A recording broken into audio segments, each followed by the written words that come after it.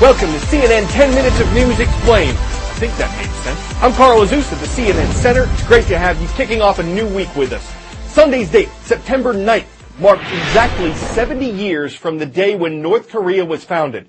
Though its formal name is the Democratic People's Republic of Korea, it is a communist state controlled by one central party. It's also a military state whose young men and women are required to serve in the armed forces for several years, starting at age 17. North Korea has spent tremendous amounts of its money on defense, though its industrial and power sectors have struggled and its people have suffered through widespread shortages of food. The nation celebrated its history yesterday with a military parade. It was its first show of military strength since North Korean leader Kim Jong-un and U.S. President Donald Trump made history with a face-to-face meeting in June. But the journalists invited to attend yesterday's event noticed a couple major differences between it and the parades that the country has held in the past, and those changes may be related to that summer meeting. North Korea's military parade to celebrate its 70th founding anniversary left no doubt that this is still a military state. It has a standing army of more than 1 million, and there were thousands of soldiers marching here along Kim Il-sung Square.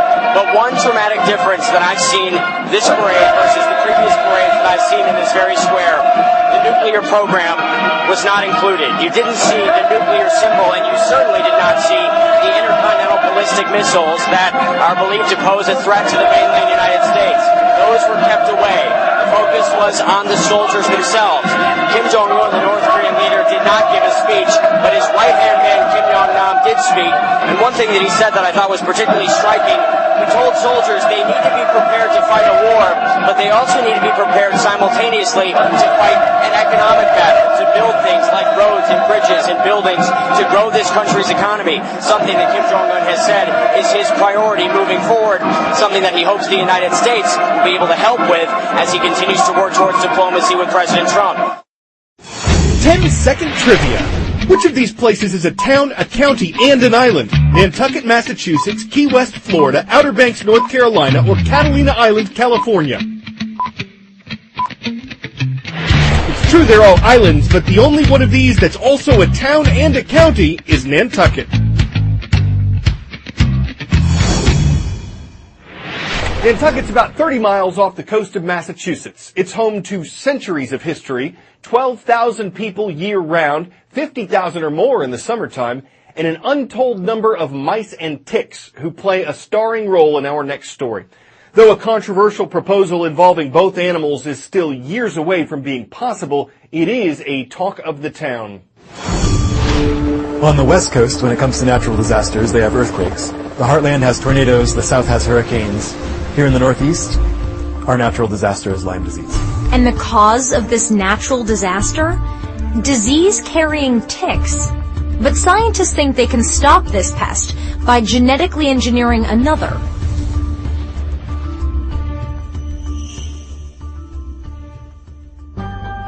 Nantucket Island, the sleepy and idyllic summer paradise, has a tick problem.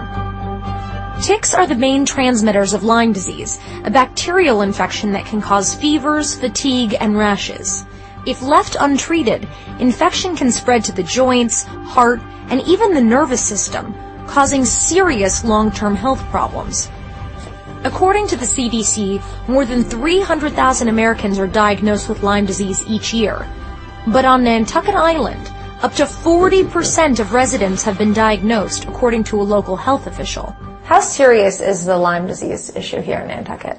In about another week, my office will be 50 or 60% tick-borne illnesses. With no FDA-approved vaccine on the market, scientists at MIT think they've found an alternative but controversial solution using the power of genetic editing, specifically in a little mouse. They call the proposal mice against ticks. Ecologists have known for quite some time that the white-footed mouse is the primary reservoir, not just of Lyme disease, but of pretty much every major tick-borne disease in the northeastern United States. Ticks aren't born infected. They get infected when they bite their first prey. Typically, that's a white-footed mouse. The chain of transmission starts when a tick bites a white-footed mouse carrying Lyme disease. The tick gets infected, and then usually moves on to bite a deer where it continues to feed and reproduce. And with few natural predators, deer populations have exploded, increasing the spread of ticks and the odds that you're bitten by one. So what's the solution? We want to heritably immunize the local white-footed mice that are responsible for infecting most ticks. So the idea is if we can immunize all of the mice, then we can disrupt the chain of transmission. In other words, if mice can't carry Lyme disease, then they can't pass it on to the ticks who bite them. To immunize Nantucket's mice population, Esvelt and his team at MIT propose hacking into the white-footed mouse's genetic code. How are you genetically altering the mice to make them immune to Lyme disease? Some mice in nature are immune. They acquire immunity naturally, just like our bodies acquire immunity when we get a cold. So this one actually has its door closed, which means that there's a mouse in it. Oh yeah. Hey, little guy. Let's take the immunity genes from some mice that have developed natural resistance. Let's encode them in the mouse genome such that their descendants will be protected from birth. To do that, scientists isolate the genetic code for Lyme disease immunity from the few wild mice that naturally have it. Then they can edit that special code into many more mice. Any offspring of these modified mice would inherit Lyme disease immunity.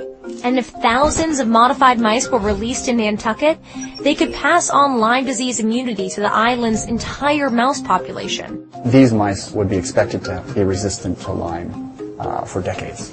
That will lead to less ticks infected, which will lead to less humans infected. But nobody has ever released genetically modified mammals into the wild. So, scientists are planning a 2-year trial run. They want to release thousands of modified mice onto a private, uninhabited island. But even if the scientists are happy with the trial run, this bold idea has to get past the residents of Nantucket. Part of our goal is to draw on your knowledge of the local environment. They'll vote on whether or not to approve the project. Here on the island, science is coming right up against small-town democracy. Our only economic driver here is tourism. Everything is connected to that. The ticks and the diseases that come with it right now are an acceptable risk to live here and visit here. If it was to get worse, I'd say we're kind of done for. My worst fear is that we're going to make a modification that affects a whole chain of reaction in this environment, and this island is small. When you make a reaction in a negative way, it is going to affect us very quickly. No matter how much they test this, we do not know how this is going to affect the environment 5 years from now, 10 years from now, 20 years from now. To address concerns like these, Esvelt's team is working on adding an expiration date to any genetic modifications the team makes. It would mean that after a set number of generations, the genetic changes will no longer be passed on to offspring. But the technique is still in development. How critical is community acceptance of this? It's vital. Without it, the project cannot and should not move forwards. In fact, I think the world could use a salutary positive example of a community saying no and scientists walking away. Even if the people of Nantucket approve the project, a full-scale release of modified mice is at least 8 years away and would need approval from the EPA and possibly the FDA.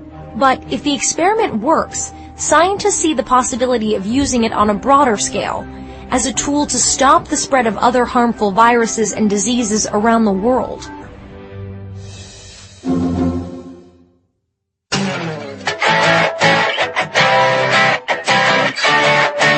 Headline: Dog does double Dutch, wins record.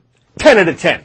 This is Geronimo, the dog. He's a border collie. He's a rescue. His original name was Cricket, which totally makes sense here. And he's a champion at double Dutch. Geronimo holds the record for most double Dutch jump rope skips by a dog. He did 128 of them in a minute.